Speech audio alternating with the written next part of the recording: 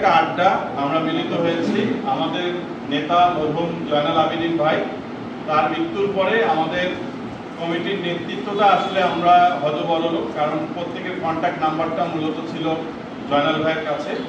তা আমরা অনেকে এখানে আসতে পারছেন, অনেকে যারা আসেন নাই তারা হয়তো মন খারাপ করবেন। তা আমরা স্ব জায়গা থেকে বলবো যেন কেউ মন খারাপ না করে।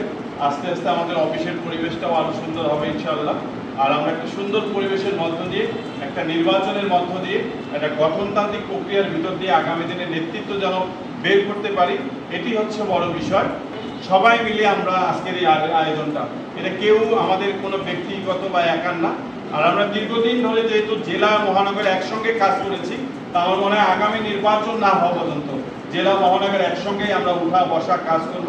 তারপরে মহানগর বা জেলার আলাদা আলাদা যদি কোনো কর্মসূচি হয় তখন তারা প্রাইভেটলি তাদের সেই কাজগুলো করবে। আর আজকে যেহেতু এই গানটা একটা গল্প, একটা গান, খাওয়াও চলতে থাকবে, আরো অনেক ভালো হইতো। তারপরে তানভীরকে ধন্যবাদ যে ও ঈদের পরে এরকম একটা আয়োজন করছে। তানভীরও অনেক ভালো সম্পাদক। আশা করি আমাদের জয়নাল ভাই নাই তো কি হয়েছে, ওনার উত্তরস্বরী হিসেবে সবাই আমরা মানে একসাথে থাকবো, মতের অমিল হবে। তা আমার মনে হয় যে সবকিছু সমঝোতার মধ্যে, সবাই আন্ডারস্ট্যান্ডিং এর মধ্যে একটা ভালো কিছু আমরা করব। ঈদ মোবারক, ঈদ মোবারক, ঈদ মোবারক। আমাদের রংপুর জেলা এবং মহানগর দোকান মালিক সমিতির আয়োজনে আজকে যে এই আয়োজন, গোস্ত রুটির আয়োজন, এটি ভারপ্রাপ্ত সাধারণ সম্পাদক তানভীর হোসেন আশরাফি এবং ভারপ্রাপ্ত সভাপতি চাঁদ ভাইয়ের আয়োজনে এই গোস্ত রুটির আয়োজন আমাদের নিজস্ব কার্যালয়ে এই আয়োজনটি হচ্ছে। আমরা সবাই উচ্ছ্বাসের সাথে আছি। তারপরও আমাদের মনে পড়ে আমাদের প্রাক্তন সবেমাত্র যিনি বিদায় নিয়েছেন সম্মানিত সাধারণ সম্পাদক জয়নাল আবেদিন ভাই। জয়নাল ভাইয়ের প্রতি আমরা আত্মার মাগফিরাত কামনা জানাচ্ছি এবং শ্রদ্ধা জানাচ্ছি, এবং তারই সুর ধরে যে চলমান অবস্থাটি সেটি আরও উজ্জীবিত হবে, আমরা এই প্রত্যয় রাখছি।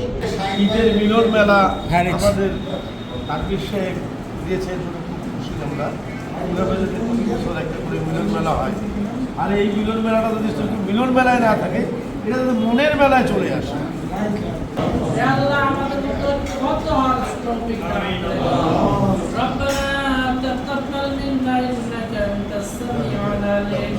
وتب علينا يا مولانا إنك أنت التواب الرحيم